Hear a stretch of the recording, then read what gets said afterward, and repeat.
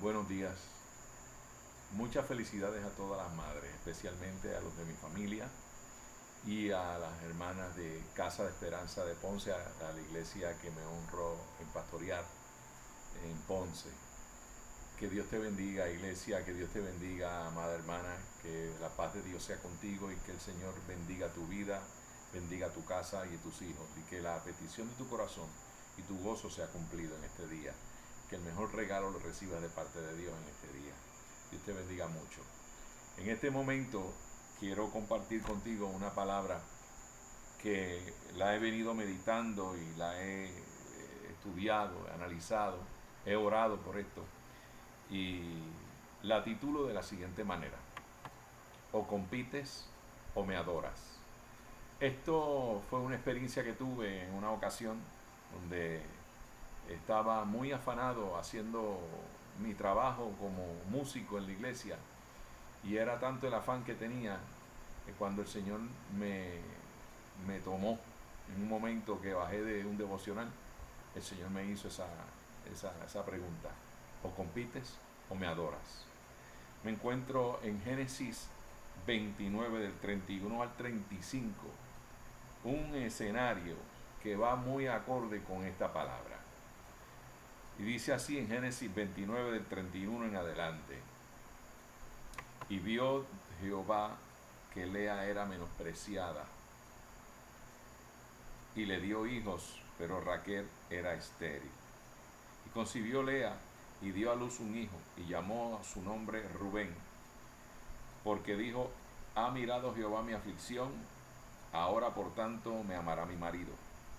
Concibió otra vez y dio a luz un hijo, y dijo: por cuanto oyó Jehová que yo era menospreciada, me ha dado también este. Y llamó su nombre Simeón.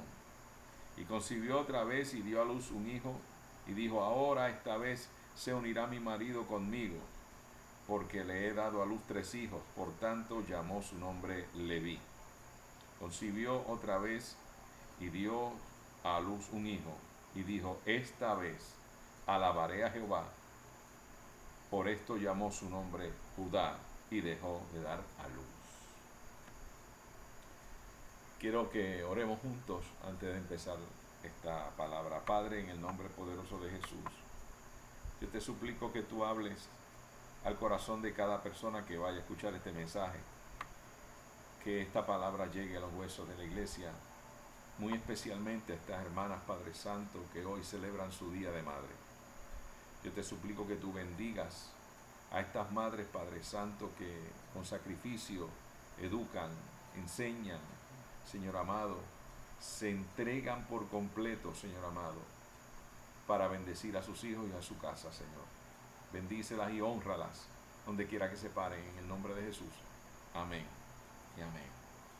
Lea, se encuentra este hombre, este muchacho, Jacob, quizás jovencito, llega a la casa de Labán y de momento se encuentra con una muchacha que le robó el corazón. Se llamaba Raquel. Raquel era la pequeña. Entonces le dijo Jacob a Labán, le dijo: estoy enamorado de tu hija y quiero casarme con ella, quiero que me entregues a Raquel. Y Labán hizo su trato con él y le dijo: trabájame 7 años y te daré a mi hija. Entonces se cumplieron los 7 años, el hombre fajado ahí, dando la milla extra. Y entonces se dio el día de la boda. Y cuando al otro día se levanta, se encuentra que no era Raquel, era la hermana mayor. La Biblia especifica que Lea tenía unos ojos tiernos y que Raquel era de hermoso semblante. Hay que entonces estudiar bien esas características. Entonces, esos ojitos delicados de Lea quizás no le atraían mucho a Jacob, pero sí el rostro de buen parecer de Raquel sí le llamó la atención. Es entonces que cuando Jacob se da cuenta de que estaba casado con la que no era, fue a reclamar. fue al departamento de quejas de Labán y le dijo, mira, me engañaste, ¿qué pasó? Esta no es la que te pedí, yo te pedí a la más pequeña. Entonces Labán parece que tenía las letras pequeñas del contrato, dice, lo que pasa es que la primera, la mayor, no se puede casar antes que la segunda, ahora tienes que trabajar 7 años más. Y la cuestión es que comienza la historia de Lea con un trato bien fuerte, bien fuerte. Pasa el tiempo y Jacob se casa con Raquel, pero sigue con Lea. Pero en ese tiempo, en esos 7 años, esa mujer fue tratada como si fuera un animal prácticamente. Fue rechazada.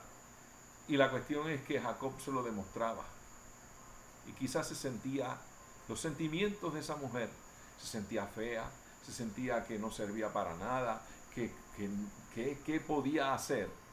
Pero en aquel tiempo, ser una mujer fructífera, dando a luz, y específicamente varones, era un honor tremendo. Entonces, por primera vez aparece en el vientre de Lea un muchachito que le pusieron Rubén, tocayo. He aquí un hijo. Rubén en hebreo significa he aquí un hijo. En otras palabras, mira, te di un hijo. También tengo cualidades que Raquel no tiene. ¿No te das cuenta que te estoy dando un varón, un primogénito? Se llama Rubén. Estoy tratando de conquistarte, pero en ese momento comienza la competencia contra Raquel. Lamentablemente Lea no sabía que estaba entrando en una competencia sin querer. Se estaba obligando para que de qué manera ella podía conquistar el corazón de Jacob. Pero el asunto es que detrás de esa competencia había un clamor que se estaba escuchando ante la presencia de Dios, y Dios vio que a Lea la estaban maltratando. Por eso Dios puso vida en el vientre de Lea. Comienza la competencia por ser la primera. Lea quería conquistar el amor de Jacob. He aquí un hijo, Rubén. Después vino Simeón, hijo de Jacob, también de su tribu, también israelita. Y una de los significados de Simeón es israelita con una esposa extranjera. Esta mujer, los sentimientos de abandono, de culpa y de maltrato que sentía, era como si fuera tratada como una extranjera en la casa. Después de Simeón, ella quería seguir conquistando el corazón de Jacob y seguía tratando, y tuvo otro varón, y como ella quería que él se quedara con ella, lo llamó Leví. Pero no fue que hasta que esa mujer menospreciada, yo pude entender de que era la mujer del vientre escogido. Ella no lo sabía quizás, pero Dios sí lo sabía, porque era el vientre escogido. No era lo que Jacob había elegido, era lo que Dios eligió. Y Dios eligió y escogió a Lea para ser la mujer escogida, con el vientre adecuado, con el ADN indicado, para que allí saliera este próximo muchacho llamado Judá. En ese momento, cuando ella concibe a Judá, dice, concibió otra vez y dio a luz un hijo, y dijo, esta vez alabaré a Jehová. Por esto llamó su nombre Judá, y dejó de dar a luz. Lo que yo estoy viendo detrás de todo esto es que esta mujer abandonó la competencia. Esta vez voy a adorar a Judá. Lea desiste de su competencia. Entonces decide adorar cuando establece su nuevo comienzo de vida, marcando su historia con su hijo Judá. Dios es adorado. La decisión de esa mujer fue trascendental, pues 2 de sus hijos se convirtieron en los patriarcas de 2 tribus importantísimas en Israel, la tribu de Judá y la tribu de Leví, rechazada por Jacob, pero escogida por Dios, amada y defendida y recordada por el Señor. Fue entonces que Dios tuvo que hacerle a Jacob una reprimenda, porque Raquel era estéril. Y Dios le dijo, si sigues rechazando a Lea, jamás Raquel tendrá hijo. Ama a Lea, atiéndela bien, dedícale tiempo, no la maltrates y bendeciré entonces el vientre de Raquel. Y así fue. Dios escuchó a esa mujer. Entonces en el vientre de Lea, esa mujer rechazada, esa mujer que en una ocasión quiso competir, cuando abandona entonces la competencia, se entrega en las manos del Señor y comienza entonces, en vez de competir, comienza a adorar. Entonces la adoración de aquella mujer cambió el escenario, porque dos de esos hijos se convirtieron en las figuras más importantes, las tribus más importantes de Israel. Los levitas, que eran los que estaban ministrando en el templo, en el tabernáculo, cuando Moisés lo levanta. Un sacerdote, ese Leví, ese hijo, iba a ser el sumo sacerdote de toda la nación. El que podía entrar bajo la autorización de Dios, podía entrar a la misma presencia de Dios. Ese vientre tenía ese hijo ahí encerradito y lo dio a luz. El otro hijo, Judá. Judá era la tribu de los reyes de Israel. De ahí sale David, Salomón y nuestro Señor Jesucristo. Lea, la que una vez compitió, pero cuando decide adorar, entonces marca la historia. Wow. O compites o me adoras. Cuando una madre entrega su corazón para preservar la vida, la honra ante su Dios mismo, la honra ante sus peores enemigos. ¿Por qué? Porque tiene un espíritu sacrificial. Me encuentro en Primera de Reyes 3 con dos rameras, y esas dos rameras tuvieron hijos simultáneamente. Una de ellas, al dormir, se acuesta sobre el muchacho, lo asfixia y lo mata. Ella se da cuenta de lo sucedido mientras está durmiendo, la otra, y le cambia el hijo. Entonces, a la mañana siguiente se da cuenta la otra ramera, la otra muchacha, dice, este no es mi hijo, y está muerto. Y fue a la otra muchacha, a la compañera, me quitaste a mi hijo, y se forma la gran competencia. Ese es mi hijo, no, ese es mi hijo, no, el otro es mi hijo. Y fueron donde Salomón. Y la Biblia dice lo siguiente, que Salomón, cuando vio la situación ante aquellas dos mujeres que estaban bien molestas por la situación, Salomón decide entonces que le traigan una espada. Y dice así, del versículo 24 en adelante, y dijo el rey, traedme una espada, y trajeron al rey una espada, y enseguida el rey dijo, partid por el medio al niño, y dad la mitad a la una, y a la otra mitad. Entonces la mujer, de quien era el hijo vivo, habló al rey, porque sus entrañas se le conmovieron por su hijo, y dijo, señor mío, dad a esta el niño vivo, no lo matéis. Mas la otra dijo, ni a mí ni a ti, partidlo. Entonces el rey respondió y dijo, dad a aquella el hijo vivo y no lo matéis, ella es su madre. La madre de aquel niño no le importó sacrificar que se quedara sin él. La cuestión es que no quería que lo mataran. Ese sentimiento de madre, ese sentimiento de protección, ese sentimiento sacrificial, es lo que estaba buscando Salomón. Y Salomón lo encontró, porque la que decidiera eso, esa era la madre genuina. ¡Wow! Ante el sentimiento de una madre no se puede competir. Por más estrategias que tú tengas, cuando una madre decide amar, no hay competidor contra ese amor. Qué increíble. Una madre conoce, discierne, alimenta, alienta, ofrenda su vida, protege, defiende hasta la muerte a quien ama, pues su amor, cuando es genuino, lo cubre todo. Dios vio el dolor de Lea, la bendijo con hijos poderosos, pero cuando ella abandona la competencia y comienza a adorar, Dios mismo la bendice.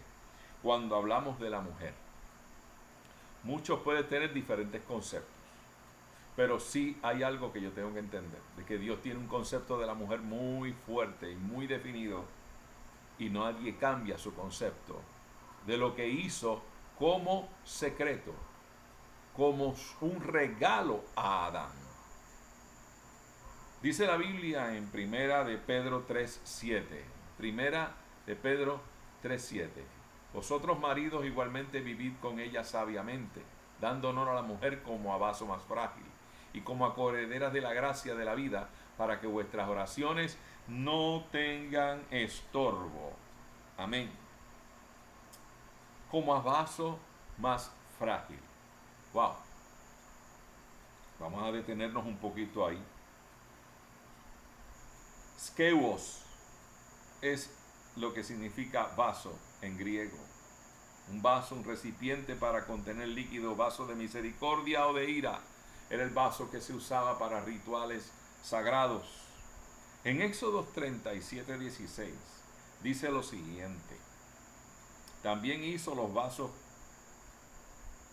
que habían de estar sobre la mesa, sus platos y sus cucharas, y sus cubiertos y sus tazones, con que se había de libar de oro fino.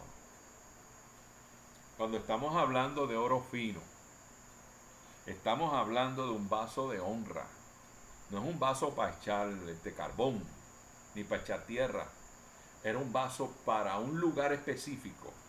Cuando estamos hablando sobre la mesa, estamos hablando de la shulchan, de la mesa de los panes sin levadura del tabernáculo. Estamos hablando de un vaso de libación que se había de libar, de oro fino. Y cuando estamos hablando de oro fino, estamos hablando de que el oro fue llevado a 24 quilates sin aleación de metales alguna, y tras de que el oro es dúctil, fino por lo más, entonces es mucho más frágil. Pero lo que se llevaba allí era sangre para la purificación, para santificación o para unción. Esto me dice a mí que lo que dice en 2 de Timoteo capítulo 2, versículo 19 al 21, dice, pero el fundamento de Dios está firme teniendo este sello. Conoce el Señor a los que son suyos, y apártese de iniquidad todo aquel que invoca el nombre de Cristo. Pero en una casa grande no solamente hay utensilios de oro o de plata, sino también de madera y de barro. Y unos son para usos honrosos y otros para usos viles. Así que si alguno se limpia de estas cosas, sea instrumento para honra, santificado, útil al Señor y dispuesto para toda buena obra. Estamos hablando de que en una casa hay vasos de honra y de deshonra. Pero en el tabernáculo, para cada altar y para cada espacio del tabernáculo, si era para el tabernáculo de bronce, para el altar de bronce, habían vasos de bronce. Si habían vasos para ministrar en la mesa de los panes, eran vasos de oro. Para cada utensilio tenía sus vasos. Para la lámpara de los 7 candeleros, que era de oro, también tenía que tener unos vasos para ese servicio. Eran utensilios, eran herramientas para el servicio.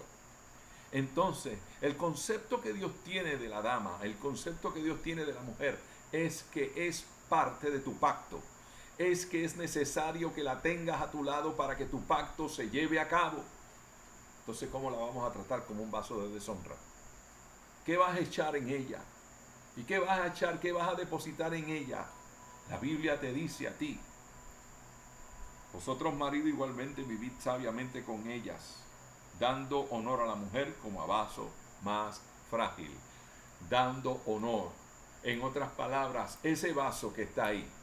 ¿Y sabes lo que era la mesa shulchan? La mesa shulchan, la mesa de los panes, era la mesa que representaba la mesa de Dios. La mesa del gran Rey de Reyes y Señor de Señores. Ese vaso no me lo toca a nadie, porque ese vaso es del Rey. En otras palabras, vivir con ella sabiamente, ten el conocimiento de que lo que tú tienes como esposa y tus hijos tienen como madre es un utensilio santo del Señor que necesitas tener para que tus oraciones no tengan estorbo.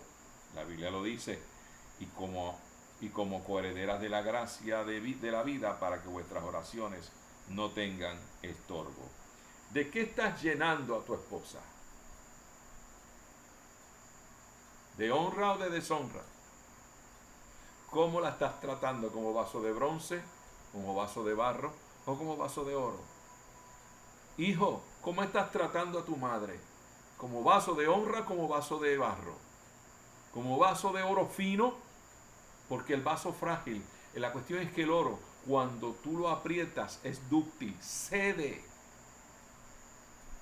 Pero cuando el oro está aliado con otros metales, entonces el oro simplemente se acomoda al metal. Pero cuando está puro, 24 quilates y fino, con más cuidado debes de manejar ese vaso. Se te va a romper en las manos. Entonces, ¿cuál es mi forma de trabajar? Tengo que trabajar como Cristo amó a la iglesia. Te voy a leer esto. Cristo honró a la mujer en toda la trayectoria, en su trayectoria ministerial. Muere por su amada, por su iglesia, cubriéndola de su amor eterno. Es entonces que esa misma responsabilidad de honra la transfiere a quien le representa en cada familia. En otras palabras, a ti, varón. A nosotros que somos la cabeza de la casa, amando a su mujer como Cristo amó a la iglesia, tratándola como a más que un vaso frágil, un vaso de la mesa del rey. Oro puro, frágil, pero de uso honroso. Dios no permite competencias. Dios está buscando adoradores y adoradoras que marquen sus vidas con herencia divina. La autoridad de edificar una casa es delegada a la mujer sabia, la que sabe que cuando ora, Dios la escucha, pero cuando no es atendida correctamente, quien la defiende es Dios. No es así con la necia que con sus manos destruye su casa. Dios honra a la madre como mujer de vientre escogido para multiplicar la herencia divina. Honra a la esposa como a vaso de oro puro, vaso de honra, y también como vid que lleva los frutos a los lados de su casa. Eso se lee en el Salmo 128. Una mujer que bendice es una mujer cuidada. Una esposa, una madre que bendice es una mujer que ha sembrado también. Por eso es que ellas tienen un corazón dadivoso y nosotros tenemos que tener un corazón cuidador. Ellas edifican porque cuidan, nosotros cuidamos y velamos y alimentamos y llenamos esos vasos que están en nuestras casas, no tan solo a nuestra esposa, sino a nuestras hijas. Cuando tienes una damita, una señorita en tu casa, comienza a cultivar en ella la autoestima y ese valor que Dios le da, como Cristo se lo dio a la iglesia, como Dios se lo dio a Lea, que se sentía fea, pero Dios la honró, Dios la defendió. Por eso es que si tienes algún problema, tú no tienes que competir contra la fuerza de nadie. Simplemente dobla tus rodillas. Mamá, dobla tus rodillas, porque no importa dónde haya caído tu hijo o tu hija, el Señor honrará tu vientre y honrará tus rodillas. Porque Dios lo hizo con Lea. Dios honró a esa mujer. Lo hizo con Ana. Cuando Ana era estéril, fue ante el Padre diciendo: Señor, yo no puedo competir más, yo quiero complacer a mi marido, yo quiero tener un hijo. No pudo competir contra la otra, pero Dios la escuchó. ¿Por qué? Porque ella decidió adorar con su hijo cuando dijo: si tú me das un hijo, yo te lo entrego. Y en aquel vientre hubo vida, porque dejó la competencia y simplemente decidió adorar. Y marcó la historia de Israel, porque a lo que hubo en el vientre de aquella mujer se llamaba Samuel, uno de los profetas más poderosos de Israel, el profeta que ungió al rey escogido por Dios para establecer el pacto mesiánico con Israel. Qué lindo es el Señor. Cuando una mujer, una mamá decide adorar, hay que tenerle miedo. Hay que tenerle miedo. Porque cuando una mujer decide entregar a sus hijos al Señor, esos hijos son como saetas guardadas, saetas de bronce guardadas en aljaba para un blanco específico, no para tirarlas al aire, sino para marcar la historia. Eres una mujer escogida por Dios, eres una madre escogida por Dios. No compitas, adora. No compitas, simplemente adora, porque detrás de tu adoración